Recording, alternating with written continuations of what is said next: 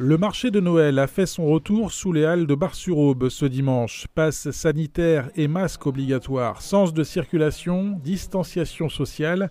Après une édition 2020 annulée, les organisateurs se sont adaptés pour mettre en place le rendez-vous. La grande différence entre 2021 et 2020, même si on se retrouve dans quasiment les mêmes conditions sanitaires, c'est qu'on a pu prendre en amont les informations et les préconisations qui nous ont permis de mettre en place ce sens de circulation, cette disposition au niveau des exposants qui est différente des années précédentes. On a pu anticiper vraiment toutes ces informations. Seul bémol, les bénévoles de l'association organisatrice ont dû faire une croix sur la maison du Père Noël. Maquillage, photos avec le Père Noël et distribution de bonbons étant impossible à mettre en place.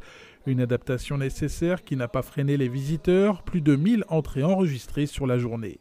On connaît les marchés de Noël sur l'agglomération troyenne. On ne connaissait pas Bar-sur-Aube, on a voulu découvrir et on est plutôt content. Sous les halles, c'est bien arrangé, c'est bien aménagé. Avec mon épouse, on aime bien découvrir ça, découvrir des petits producteurs, des petits...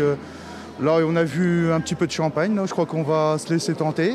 Du champagne, des huîtres ou encore des décorations, les exposants, une quarantaine de professionnels ou de particuliers, étaient eux aussi de retour. La plupart sont des fidèles du rendez-vous. L'idée est de se montrer dans cette période cruciale de l'année économiquement pour eux. Nous, dans le cadre de notre activité sur la décoration, la personnalisation d'objets sur différents thèmes, le thème Noël forcément est une partie de notre travail et on se déplace aujourd'hui ici au marché de Noël de Bar-sur-Aube.